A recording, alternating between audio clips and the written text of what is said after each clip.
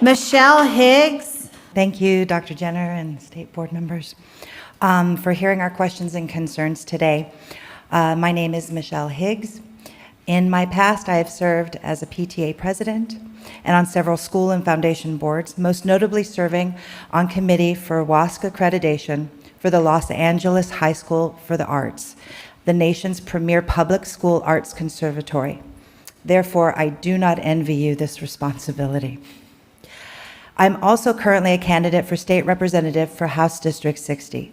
However, I'm here today speaking as a mother of a student entering 7th grade for whom these proposed high school graduation requirements will directly impact. In other words, while I appreciate Indiana taking the lead in this reimagining of education, I'm deeply concerned by the following statement taken from the presentation, Rethinking High School, the Future of Indiana Diploma, March 2024, of which several of these slides were. The quote is, Indiana is the first state in the nation to significantly redesign diplomas, which means there is no roadmap. This will not be perfect, but we must start somewhere. So I ask, does somewhere mean a complete overhaul beginning with my 7th grader? Is my son's graduating class an experiment?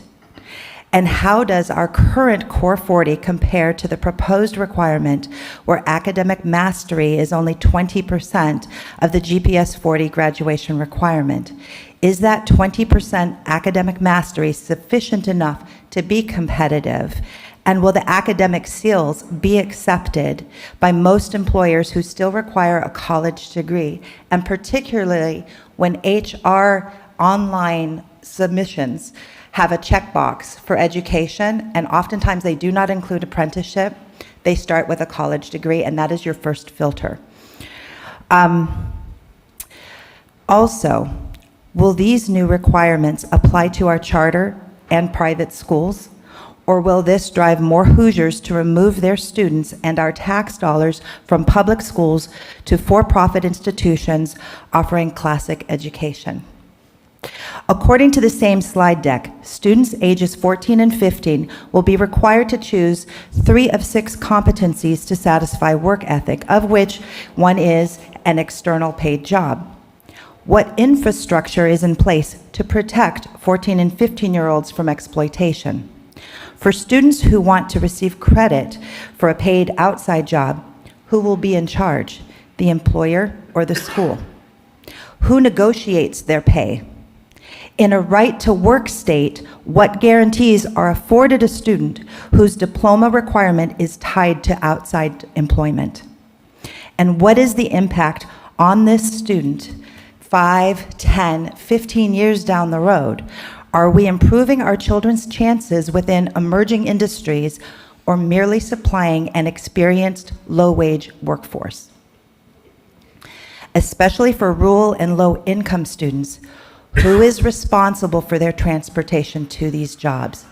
I love the idea that was presented about cohorts, and that is something to really explore, especially because it does tie in a lot of relational and team building. For those planning for a military enlistment track, what requirements are there for National Guard? Our National Guard has been called to overseas duty. What protections are in place to prevent a 16 or 17-year-old from being called into active service? Lastly, our students must have flexibility and ownership over academic goals and career plans. This requires a significant commitment to their support. Part of the solution must be to introduce academic success advisors for middle and high school students.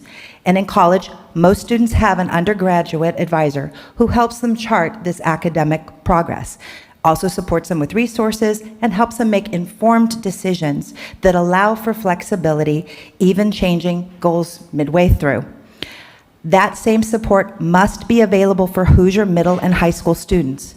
Unless our state legislature is prepared to invest heavily in this endeavor, the cost burden to our school districts will disproportionately impact already underfunded schools, risking further closure.